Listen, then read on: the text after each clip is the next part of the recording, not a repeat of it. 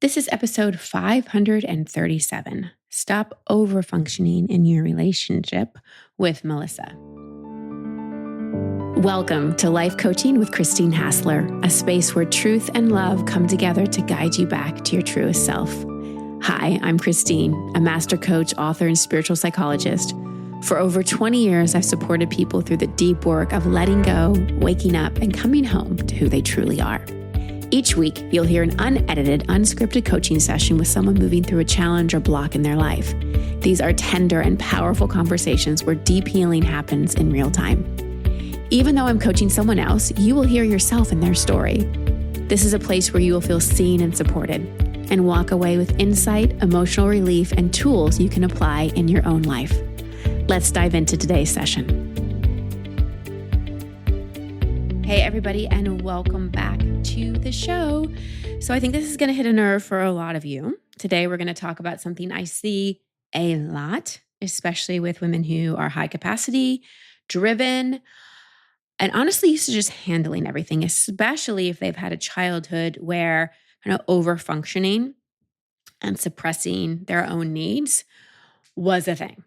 So what happens often in partnerships is you learn that how you stay safe, how you avoid arguments is to overfunction. And when you start doing more and more and more in your relationship and your partner does less, that builds resentment. And it's not that your partner is a bad person, but somewhere along the way, there's been this unspoken agreement that your time, energy, and capacity are just more available. And again, that's where the resentment builds. Maybe a little at first, but then it really, really starts to build. So in this episode, I coach Melissa, who's definitely in that place where she loves her husband, they have a great connection, but she's starting to feel like she's carrying too much. And her anxious attachment, her fear of upsetting him, is kind of excusing her overfunctioning. And again, this is a pattern I see so much when we have that anxious attachment, when we have the merging personality pattern, and I'm going to talk more about that in a minute.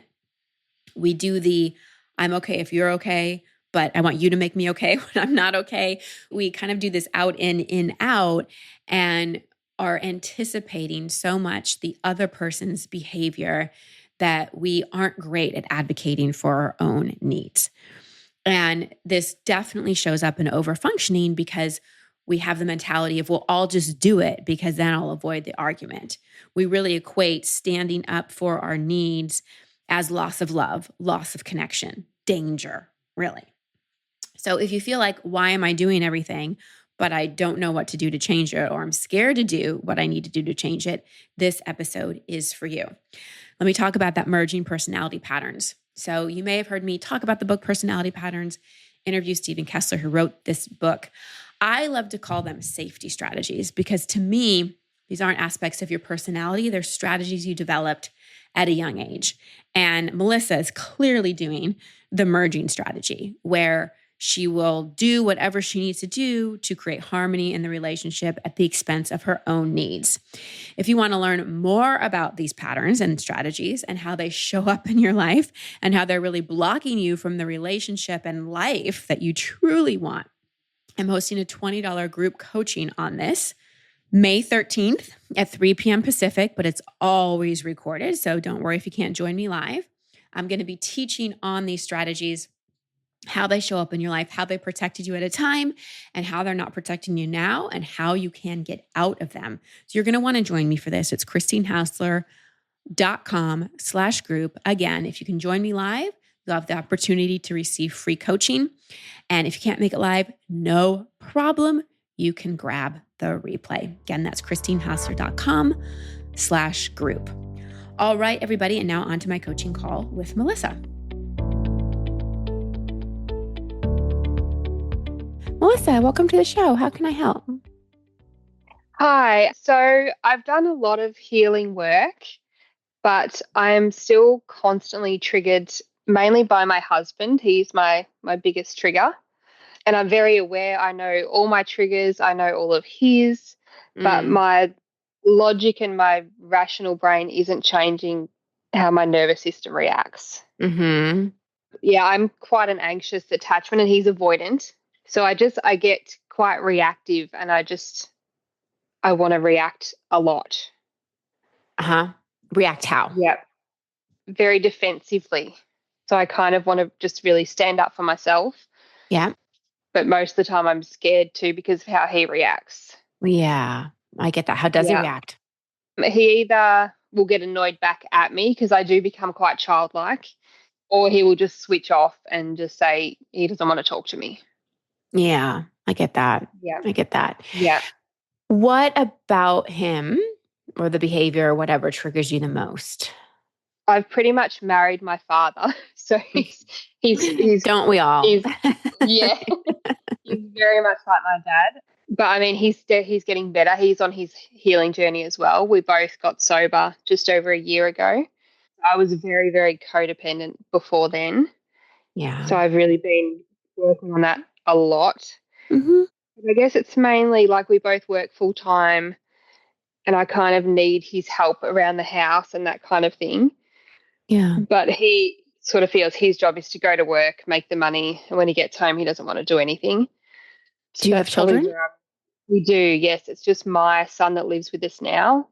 His kids have grown up and moved out, so just the one. So I'm trying to set a good example so that he will do things Sure. around the house as well. Sure. And what have you tried so far with him to get this to change?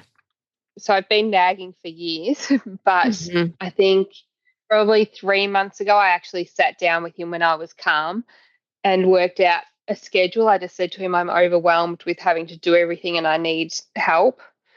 And he was good with that. And I wrote down kind of a schedule. So every third day, he would have to, just put the dishes away and do a quick 10-minute vacuum around the house. But then when it would come to his day, he'd have excuses. And then if I'd kind of push to say, well, you agreed to help, he would just bite back and tell me to F off and Mm. wouldn't do it. So then I'd either do it or get resentful. And yeah, Mm. That so now he does nothing. does not sound like a marriage. No, no. It's very much I do everything. What is good about the marriage? Everything else is really good. We're really connected now and really close and we communicate a lot better. We have a lot of fun together and there's a lot of love there. He's Yeah. not super affectionate, whereas I am. He kind of pulls away a bit with affection. Hmm. Um, yeah, there's lots of good things. Hmm. We're really connected and get along really well and enjoy spending time together. That's great. Okay, so we've got some foundational stuff here. That's wonderful. Yeah, But yeah. we've got It's some, when we're both triggered that's when we're hmm, butting heads. Yeah. yeah, And we're which is both going to, so aware. yeah, which is going to happen in a marriage, right? So if he were on this Yeah. call with you, what would he say in terms of why he doesn't support around the house? He would say that he works too much. His work is very much tied up in his work. So he works very long hours and he's too tired when he gets home. Uh huh. Okay. But he can watch TV for hours on end. Like he's got time. Right. No, I get that. I get that. Yeah. And does he work more than you? Is that the reason that he uses this as an excuse? Yeah, he works more and he makes a lot more money. Okay. So there weren't agreements prior to when you got married about house stuff. No, it's always just been me nagging to get extra help. Yeah, that doesn't feel good. Okay.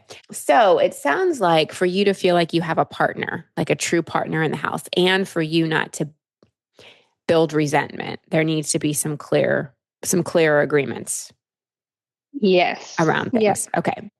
So how much outside help do you have? Like a housekeeper? None. It's just me. Okay. Sounds like you can hire one. Yep.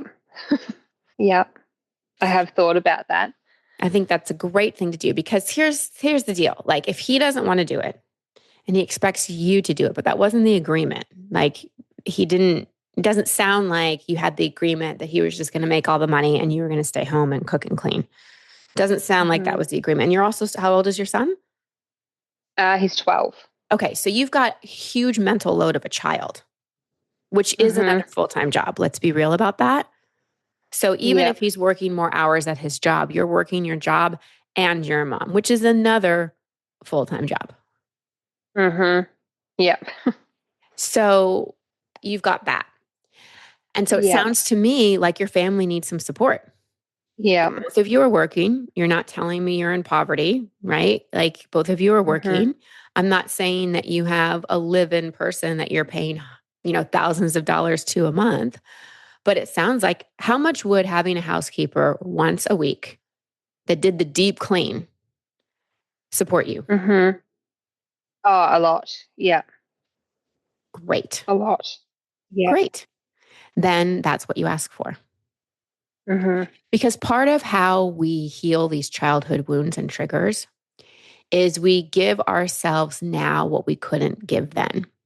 And a lot of times as an adult, we think that advocating for ourselves is getting from our partner what we didn't get from our parents. And what you're wanting from him is support, right? Like as a child, you Mhm. didn't necessarily need support cleaning the house, but you needed to feel not so overwhelmed emotionally. So he's hitting that same trigger of I feel overwhelmed, I'm drowning, and no one is here to help me. So it's a Mhm. deep trigger.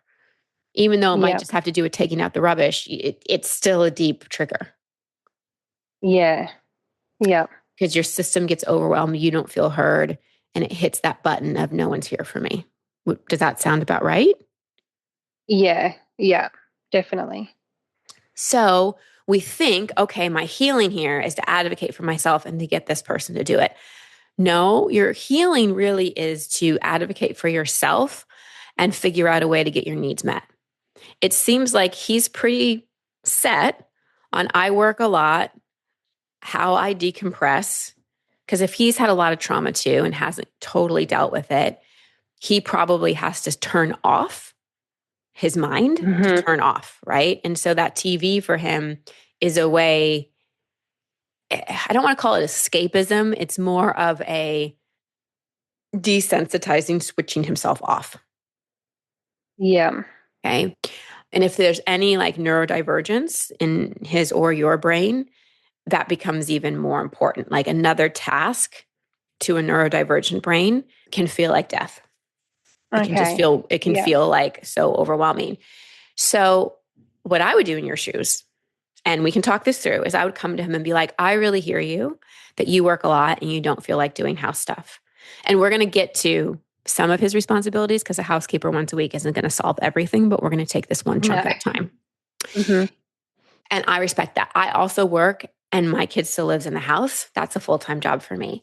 I don't want to nag you. I want to stay attracted to you. I want us to work on our marriage. I don't want this like house thing to be an endless battle. We have the resources. I found this housekeeper that can come once a week. It's this much. It's this much a year. We can definitely do this. This is going to make a big difference for me. And you advocate for that. Mhm. How does Yep. that feel? Yeah, I can definitely do that. I know, like in the past, he always had a housekeeper because he never did anything. So, Right. yeah, he would definitely be fine with doing that. Great. Great. And you can say like, I want to be your wife. Like I want to snuggle with you on Mhm. the couch. Like I don't like I want to be your wife. Let's put me in that role, Yeah. not your maid. Yeah. So do Um, I feel like I'm constantly buzzing around him and he's just relaxing on the couch. yeah. Yeah. It's frustrating.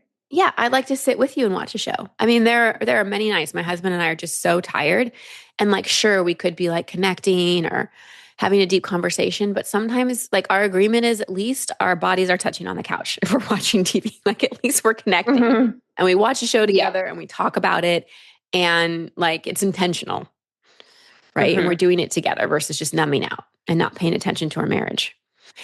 Yeah. So that's step one. Step two is I do think there's some things, even if he is working long hours, everybody has their roles in the home. Mhm. So, what is something that he could do maybe on the weekend or something that would help you that you really think and believe should be his to carry? I guess even little things like taking the rubbish out is a thing, but he carries on and thinks that Harvey should do more. And like that's another issue as well. He kind of wants Harvey to do all his jobs. Mm-hmm. Mm-hmm. Yeah. Mm-hmm. So Right. anytime Which, I ask him, he's like, "You've got a kid there, get him to do it." yeah. Does Harvey have Yeah. responsibilities in the house? Yeah, yeah. He has to clean up the dog poo twice a week, which he hates. Uh-huh. I kind of let him get away with not doing a lot, but Daniel kind of really pushes to make him do a lot more. Mm-hmm. Mm-hmm. Yeah. He puts the dishes away. He washes dishes. Like, yeah, he does. He helps. Does he do his laundry? No, he folds. He puts his washing away after Uh-huh. I've folded it. He Uh-huh. puts his dirty washing in the laundry. Uh-huh. He Yeah. can start doing that. Great skill to learn. So this is where I Mhm. really want to empower you because again, when we grow up with the anxious attachment, like you said, there's a part of us that so wants someone to come and save us. Mhm. And but then what happens is we overfunction and build resentment. Yes, that's definitely happening. Yeah. So instead, we're like, how do I become an advocate and have really strong boundaries and stop overfunctioning? Mhm. So, and this is where you're going to need to tell the little girl, I got this. You go play. Yep. And I'm going to like be the matriarch of this family. And what I would do is get a big chalkboard or a big whiteboard and Mhm. write out whose job is what in super, super clear language. Super clear Mhm. language. And what you have to stop doing is doing it for him. You, Yep. you have two choices. You either just be like, he's not going to do it. I'm just going to do it, but I'm going to choose not to build resentment because whatever, I can take the trash out, get my steps in. I don't care. Like, it's just not worth it. I've got my housekeeper. You either choose that, which it doesn't sound like that's where you are, or you've got to break the pattern of overfunctioning because that pattern of overfunctioning, we think it's what keeps us safe in a relationship because that's what you had to do as a child. But actually, what it does is builds resentment. Mhm. Yep. It definitely does. And your son he'll go one of two ways. He'll either end up not doing anything or he'll be the overfunctioning one in the relationship. And you don't, Yeah, I'm worried about him. Yeah, I know how much I've taken on patterns from my childhood. I don't want him to end up like me. yeah. Well, he's going to in some ways. Like we just have to deal with Yeah. that as parents, right? Like we do Yep. our best. And, I believe me, one of the hardest parts of mothering has been knowing everything I know and knowing how much childhood Mm. impacts and being like, oh my gosh, I'm going to F up my kid in some ways. Like there's no Yeah. way to escape it. So, um, and I appreciate that. Like I know that's coming from a place of love and you can't completely prevent that. So let's Mhm. just take that. That's another overfunctioning responsibility you're putting on yourself and a huge expectation. But the intention is, okay, how can I model? How can I give him the best shot? Right? How can I give him the Mhm. best shot not to suffer in the same patterns that I do? And I Yep. think one of the ways you can do this is to break out of like your coping strategies, which is the overfunctioning, the nagging, all those things.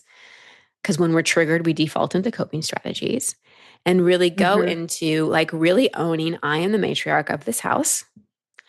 I'm going to stop over functioning. People are going to have their roles and responsibilities. I'm going to delegate what I don't want to do. A housekeeper once a week is a very reasonable thing, which I think is good for you and good for your relationship. Sometimes I don't understand why people think that's a waste of money. I'm like, a divorce is going to cost you a lot more. So Yeah. get a freaking housekeeper once a week and employ someone else. Like, that's an amazing thing to do. And then really go like, okay, this is yours. Rubbish is yours. Mhm. And then And when because he most likely won't do it. then it just piles up. So yeah, because I tried that with the house jobs as well. When it was his dishes day, I refused to do them, but they Hmm. built up for a Hmm. week. And then Yeah. what happened? And then he had a big tantrum and carried on about, oh, you've used this many plates and you've used this many forks. It's I'm not okay. washing these. Yep. And what'd you do when Yep. he did that? I yelled back and then I did the dishes. Okay. Yeah. So, what could you have done in that situation? I don't know. I couldn't have left the dishes for any longer because we'd run out of plates and things. Mhm. I could have stayed calmer, that's for sure. But I'm not sure what else. When it gets to that point where we're butting heads and he's just stubborn, and it Mhm. happens in not just housework, in so many areas in life, he just gets Yeah. stubborn and Yeah. refuses, Yeah. and I just give in. Right. So both of you, your brains get hijacked and you go to childhood. So Yeah. what if you just looked at him as your husband and said, "Thank you, love, for doing the dishes." Hmm. It really, Even though he hasn't done them. yeah. Well, as he's doing them, "Thank you. This Hmm. really means a lot to me." Yeah. Okay. And walk away. Hmm. I have managed to do that a few times, And what happens? and he'll be furious for about half an hour. I'm very Mhm. hyper vigilant. I'm always watching his moods, Mhm. and so Mhm. I'll just be watching, and I'll just take myself away Yeah. until he calms down. Yep. Yeah. He Furious. eventually does, but Like, I just feel horrible. so furious how? Like, do you feel like he's a threat or a danger in any way? No, no. I mean, I think because I'm back in my being a Yeah. child, but no, he will just sit there and I can see that he's angry. He won't say anything, he won't do anything. I can Okay. just sense his anger. So he's having an adult tantrum. So what I Hmm. actually think is going on is underneath that anger is a shame spiral. Hmm. Shame and anger for men look very similar. Yeah, They do. that would make sense. So let him have his little tantrum. Hmm. In order for a pattern to break, one person has to really break it. So if you Hmm. break this dynamic of nag, nag, nag, nag, nag, he gets upset, you hide, it eventually calms down, and then the pattern repeats. Hmm. Then he has the opportunity to start to like break that wiring. Right. Okay. And I think what's missing in your family is really clear agreements. Like Yeah. really clear agreements. Do you think he's neurodivergent in any way? Sounds like it to me. Um, I don't know. I wouldn't have thought so. I know I definitely am. Hmm. Um, but no, I mean, he may be, Yeah. possibly. Yeah. Anyway, it doesn't matter. It just what helps if we are dealing, and even if we aren't, it what helps is super clear agreements and a whiteboard. And Hmm. then you just point to the whiteboard and you walk away. Yep. And just sit with that uncomfortable feeling. Mhm. Yes, that's your Yeah. work because you're trying to deal with the uncomfortable feeling by just handling the problem. And what that does is it just enables the pattern. It just Yep. enables the pattern. And if it gets to the point where he's not doing it, then the conversation needs to be, okay, we need more help around the house then. Okay. Yep. So I've got to stop doing it for him. 1000%. Yep. 1000%. And I think it is Yep. great for your 12-year-old to have roles, but a 12-year-old boy not seeing the man of the house doing anything, that's not healthy either. And feel free to air this podcast or play this podcast to Yeah. your partner. Like a 12-year-old boy needs to see the man in the house doing things. He needs to be a role Yeah. model, not a dictator. Yeah. Well, that's the way it feels very much now, like he's the dictator. No, Yeah. doesn't work. And probably it's what was modeled in his childhood. Oh, it definitely was. Yep. Yeah. Yeah. You know, Definitely. my husband grew up in a very Greek machismo household. And Hmm. he's gotten so much. I mean, we've been together 8 years, but so it's shifted a lot. But in the beginning, I'm like, whoa, did we just get in a time machine and go back to 1960? Because like this does not, no. this, is, Hmm. this is not how this is going to go. Yep. And that's the way we live. I've said it to him before. I'd be happy to do everything around the house if you let me stay home and I don't have to work as well. Then I'm Right. happy to do it all. Right. But not when I'm working full time as well. There you go. There Yeah. you go. It's just not fair. Right. So I would not use the fair word because that's going to be a trigger. This would be my Mhm. suggestion. I would plan a walk with him or some kind of time where you're having alone time and you're feeling connected. Is this your second marriage for both of you? Yes. Yep. Okay. I would start with, listen, we're both on our second marriage. I personally don't want to get another divorce. Do you? Most Mhm. likely he'll say no. We've got a lot going for us. We like each other, we're attracted to each other, we're connected. Like we have a lot going for us. And we're letting household stuff really get in our way. And we're kind of being hijacked by our childhoods way too much. And I'd like to make some agreements that make our marriage and our household run smoothly. I have an idea. Would you be up for hearing it? Mhm. Yep. Introduce the housekeeper, introduce the whiteboard, and talk about your son and how, he needs to see a man who has responsibilities other than just going to work and plopping down on the couch. I mean, that's not what Mhm. today's modern man is. No. Yep. Can definitely try that. Yeah. Well, and this is where your work's going to come in because what will likely happen is the little girl inside of you will get scared and you'll collapse your boundaries and you'll over Mhm. adapt, over function, and enable. Yep. It's what happens a lot. Like Right. daily. Yeah. Right. And so there's a dance. Your patterns Mhm. are a puzzle, right? And they're deeply connected. And so you've got to be with the discomfort of him potentially getting upset. You've got to be with the discomfort of not doing it. You've got to be with the Mhm. discomfort of him, you know, having a little fit about it.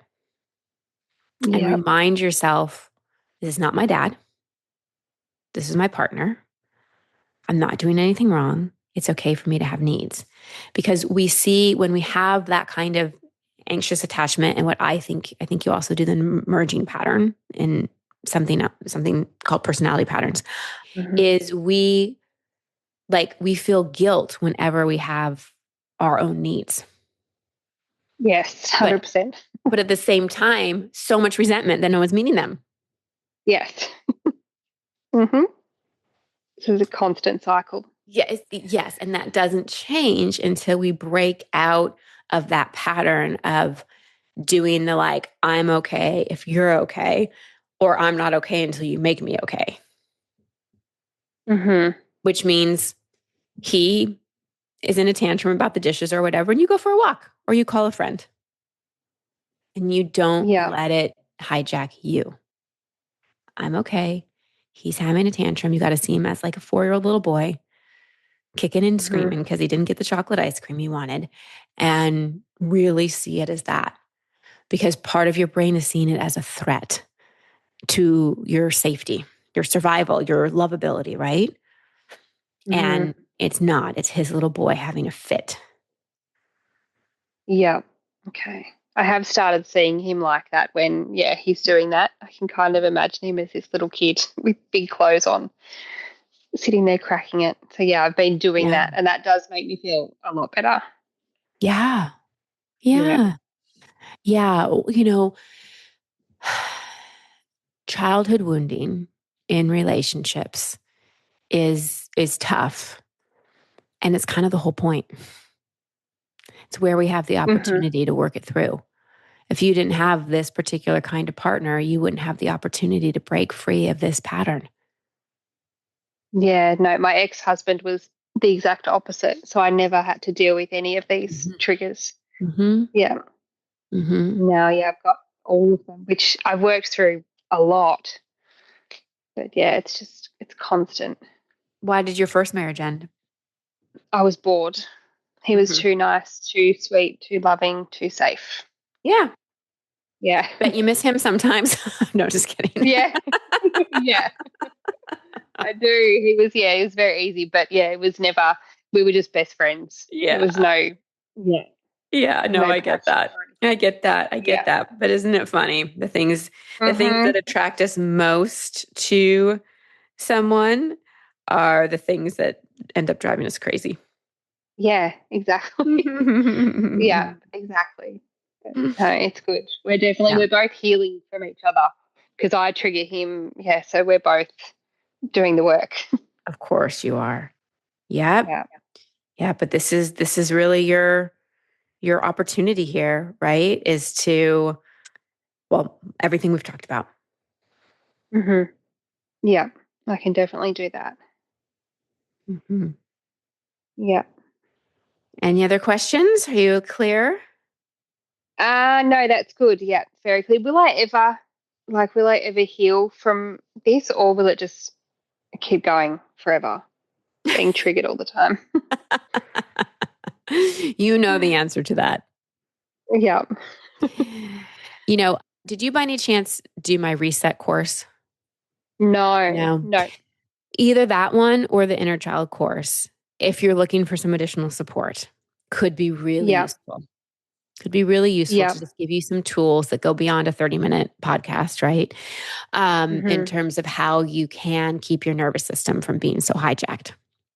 Yeah, okay. But speaking from experience, both professionally and personally, hmm this does not have to last forever. Who I am with my husband today versus who I was with him when we first were together is very different. hmm Like Okay. his reactivity, big upsets, I do not go on that ride. Okay. I'm just like, nope, nope, Yeah. nope. You know? So, and again, and since I've broken that pattern, guess what? They happen less Okay. because they feed each other. Like when he gets really Yeah. big and then you get really small and panicked, it feeds each other. I can feel that when it's happening. Yep. Yeah. Yep. So if you stay centered, if you don't get super small, if your nervous system doesn't get hijacked, it's the same. I mean, honestly, it's the same with parenting. If you can stay hmm regulated when your child's having a tantrum, the tantrum lasts a lot shorter. They come back a lot quicker. hmm Yeah, definitely. So Okay. it doesn't have to be like this forever. But if you do nothing, it will. It's not just going to go away. It'll just get more reinforced, as you've seen the longer you've been married. Yeah. Yep. Okay. So I've just got to follow through and stand my ground pretty much. Well, it's sort of like not so much standing your ground. It's that, yes, it's advocating for your needs, but it's not like falling into his earthquake, hmm not letting yourself get sucked into whatever his experience is. Yeah. I've just got So to I let guess, him yeah, be in it as well. yeah. So I guess that is standing your ground, but not from the place of like, I have to defend myself, because that's not where you need to go. It's No. not about defending yourself or standing up for yourself. It's advocating for your needs, making a plan for it, and then really holding loving boundaries around the plan. hmm Yeah. Okay. But just I saying, I definitely. need this, I need you to do more, and just expecting it without a clear plan and clear agreements, that's going to get you nowhere. Yeah. Okay. I can get my whiteboard out today There you go. and Get your start whiteboard doing out. it. Research Yeah. housekeepers, hmm figure it out. You could even Yeah. like do some research. This is why AI is so great. Do some research like what developmentally is most appropriate for a 12-year-old boy to see his father figure doing around the house. What wires them for success? What wires them for a healthy relationship? What wires them not to be addicts? Like, what do they need to see from the man they're living with at this age? Yeah. Okay. Can do that. Yeah. Yeah. I'm a big one for Googling and researching. Yeah. Yeah. There you go. You can do Okay. this. You so can do this. And Yeah. you wouldn't be on this call if you weren't ready. But now it's Yeah. about I'm follow through. definitely ready. Yep. The inner child Okay. needs us to follow through. hmm Yep. I can definitely. I can do it. You can do it. You can do Yep. it.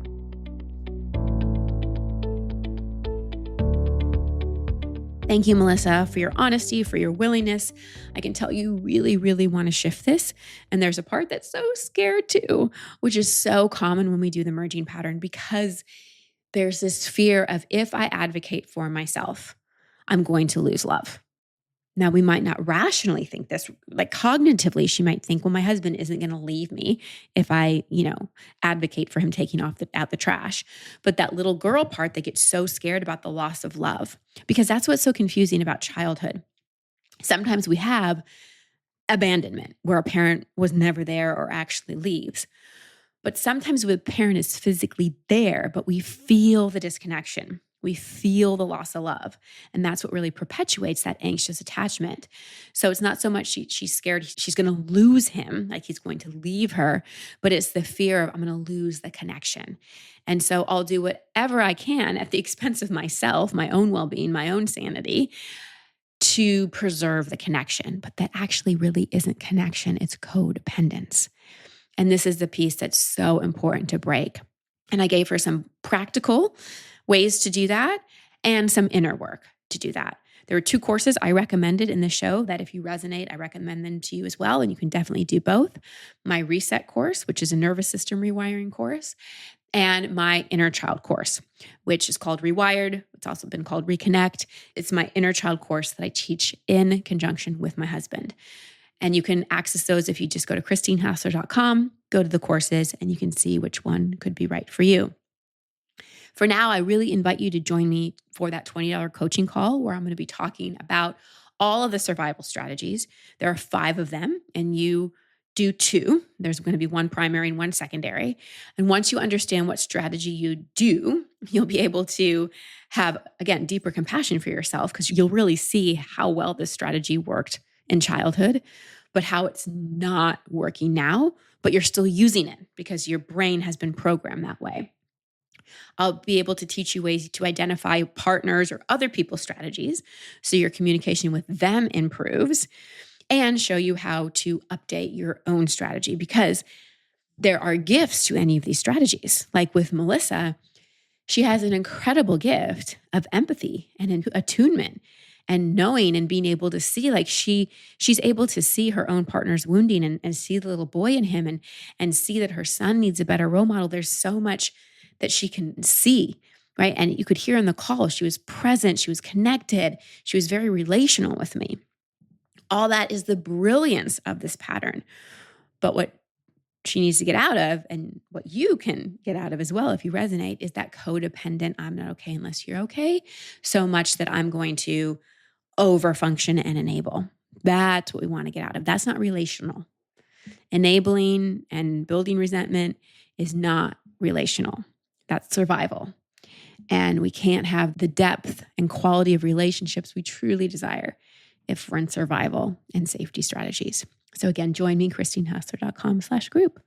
All right, everybody, that's our show for today. So much love and many blessings. Until next time. Thank you so much for tuning into this episode of Life Coaching. I hope something you heard today resonated with you and helped you to see yourself with more clarity and compassion.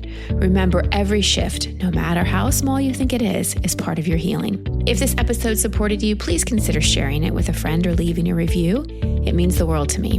If you'd like to connect with me, come say hi on Instagram at Christine Hassler. And if you feel called to be coached live on the show, you can apply at christinehassler.com/waitlist. For courses, retreats, and more resources to support your journey, visit christinehassler.com. You're not alone in this journey, and I'm grateful to walk it with you. Until next time.